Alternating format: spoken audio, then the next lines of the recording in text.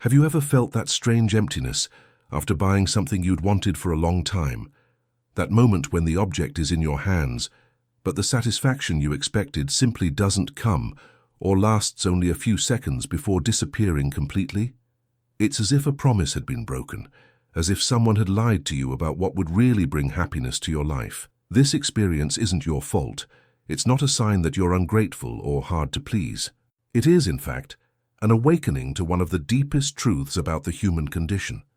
The desperate search for meaning through material accumulation is an escape from confronting the absurd nature of existence.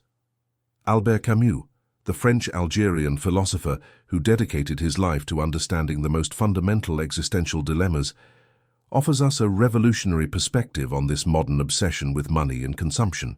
He invites us to look beyond the surface of this compulsion and recognize the existential void it tries, futilely, to fill. We live in a society that has transformed money into the universal measure of success, personal worth, and even happiness.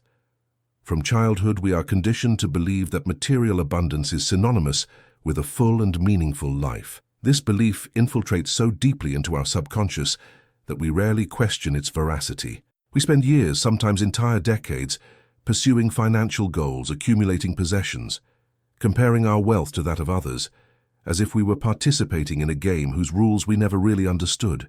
And deep down, very deep down, there's a persistent feeling that something is wrong, that we're running on a treadmill that takes us nowhere. Camus would call this a subtle form of bad faith, a refusal to face the fundamental reality that no amount of money or possessions can solve the basic existential problem, the absence of a predetermined cosmic purpose for our existence. When Camus speaks about the absurd, he's not referring merely to illogical or senseless situations.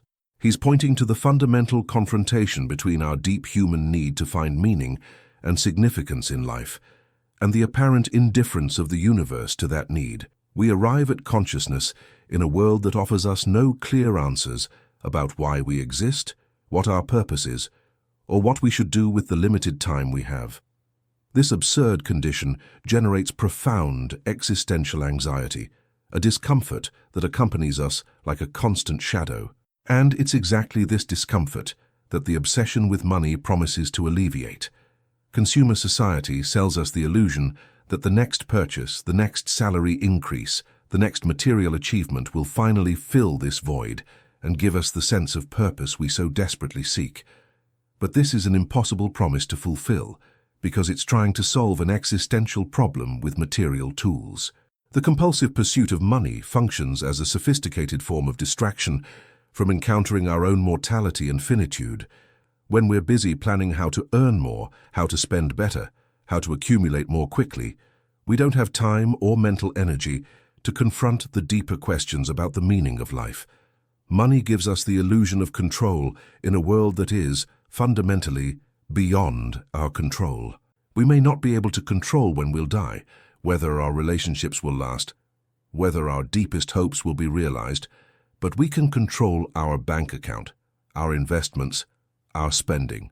This sense of control is comforting, but it's also a way of avoiding direct confrontation with the fundamental precariousness of the human condition. Camus would remind us that this avoidance, while understandable, prevents us from experiencing the authentic freedom that comes from complete acceptance of our existential situation. Think for a moment about how money has become a universal language for expressing value, love, care, and even personal identity. We demonstrate affection by buying expensive gifts, measure our success by the number of zeros in our bank account, and judge ourselves and others based on financial indicators. This monetization of human experience is profoundly alienating, because it reduces the richness and complexity of life to a single quantitative metric. It's like trying to describe a symphony only by the number of notes it contains, or judging a painting only by the amount of paint that was used. The qualitative dimension of existence, that which truly makes life valuable and meaningful, simply cannot be captured or expressed through monetary values. When we allow money to become the primary lens through which we see the world, we lose the ability to perceive and appreciate the deeper dimensions of human experience. The obsession with money also reveals our difficulty in accepting impermanence and uncertainty as natural aspects of life. We accumulate wealth as if it were a fortress that could protect us from all possibilities of suffering, loss, or unexpected change.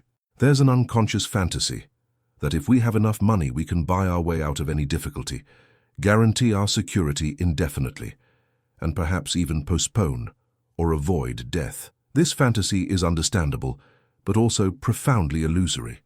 History is full of examples of extremely wealthy people who still experienced profound depression, failed relationships, devastating illnesses, and all the other forms of human suffering that are inherent to the existential condition.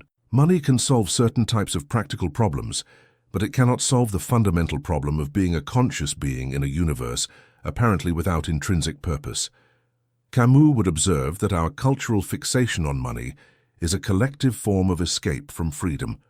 Authentic freedom in the Camusian view is not the ability to buy what we want or do what gives us immediate pleasure. It's the courage to create meaning and value in our lives, even knowing that there is no external authority, whether divine or cosmic, to tell us what we should value. This freedom is simultaneously exciting and terrifying, because it places us in the position of architects of our own meaning. It's much easier and more comfortable to let the market, consumer society, and financial metrics tell us what is valuable than to assume the responsibility of determining our own values. But this ease comes at a high price, alienation from our own authenticity. At this moment, I would like to ask you a direct question. Have you ever caught yourself buying something, not because you really needed it, but because you hoped the purchase would change how you felt about yourself? Have you ever felt that impulse to spend money when you were sad, anxious, or feeling empty inside? If this resonates with you, leave in the comments. I feel this too. I want you to know that you're not alone in this experience. Millions of people struggle with this same issue, and your willingness to recognize and examine these patterns is already an important step toward a more conscious relationship with money and consumption. Your honest response can help other people feel less isolated in their own journey of self-discovery. The Camusian critique of money obsession is not a defense of poverty or a romanticization of material deprivation. Camus clearly recognized that the basic need for survival is real, and that lack of material resources can cause genuine suffering and drastically limit our possibilities for choice. What he questions is the transformation of money from a means of survival into the ultimate end of existence. There's an enormous qualitative difference between working to satisfy our basic material needs and dedicating our entire life to maximizing wealth as if it were the supreme objective of human existence. When money becomes an idol, when our self-esteem and sense of identity become completely dependent on our financial situation, we lose touch with other dimensions of experience that are equally important for a full life. Authentic relationships, personal growth, contribution to something greater than ourselves, and the simple appreciation of the beauty and mystery of existence. Modern consumer society has created a sophisticated psychological system that perpetuates our dependence on money as a source of meaning. Advertising doesn't just sell products, it sells identities, promises of personal transformation, solutions to deep existential problems. We buy cars not just as means of transportation, but as expressions of our personality and social status. We buy clothes not just to protect ourselves from the elements, but to communicate who we are or who we aspire to be. We buy houses not just as shelter, but as symbols of our success and stability. Each purchase becomes loaded with psychological and emotional meaning that goes far beyond the practical functionality of the acquired object.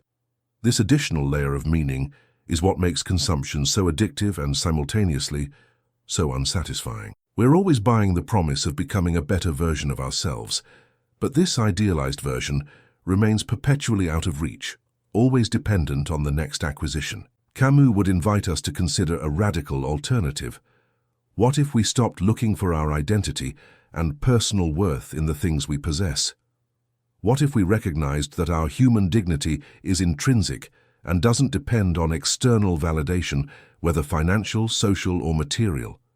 This perspective doesn't deny the practical importance of money, but puts it in its proper place as a tool, not as a final objective. When we stop seeking from money what it cannot offer, existential salvation, definitive purpose, personal identity, we create space to discover more authentic sources of meaning and satisfaction.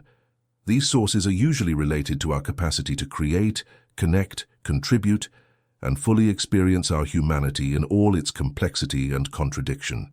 The Camusian revolt against money obsession is not a gesture of anger or resentment, but an act of life affirmation.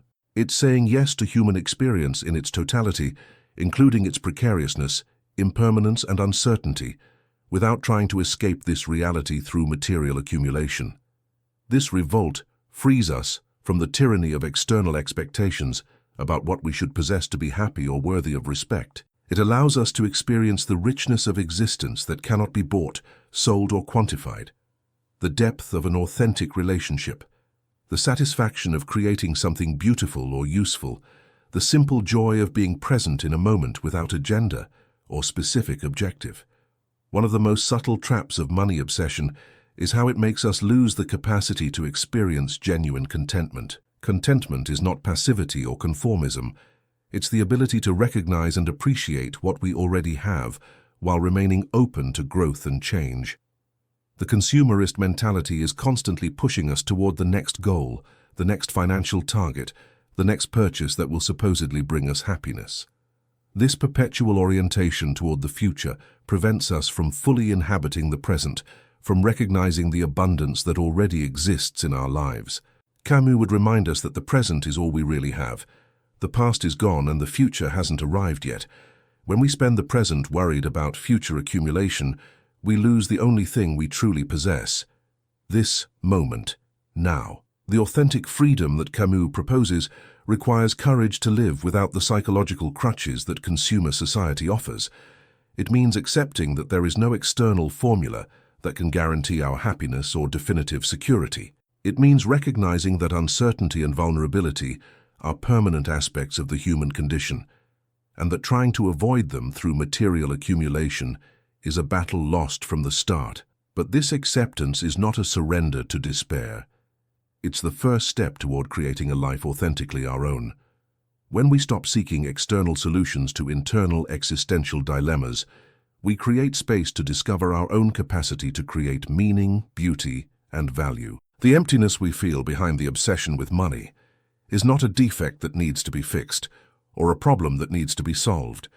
It's a call to awakening, an invitation to confront deeper questions about who we are and how we want to live. This emptiness is uncomfortable, but it's also fertile. It's the space from which we can begin to build a more conscious and intentional relationship with the material world. Instead of trying to fill this emptiness with things, we can learn to inhabit it as a territory of possibility, a place where our creativity and authenticity can flourish. If you've made it this far in this reflection, perhaps you're feeling a resonance with these ideas, or perhaps you're questioning some of your own patterns and assumptions about money and consumption. This questioning is valuable, regardless of the conclusions you reach. If you'd like to continue exploring these deep existential questions, consider subscribing to the channel. I'm not here to sell ready-made answers or easy formulas for happiness. I'm here to create a space for honest reflection about the most fundamental dilemmas of human experience. Together, we can explore these questions with curiosity, courage, and compassion for our shared humanity. Camus' philosophy offers us a way out of the vicious cycle of compulsive money pursuit, but it's not an easy or comfortable exit. It requires that we develop tolerance for ambiguity, that we learn to live with questions without definitive answers, and that we find ways to create meaning without external guarantees that we're on the right path. But in return, it offers something that no amount of money can buy: the freedom to be authentically ourselves, the capacity to create our own values, and the courage to live fully, even knowing that our existence is fragile and temporary. Perhaps the true treasure isn't in what we accumulate, but in what we discover about ourselves.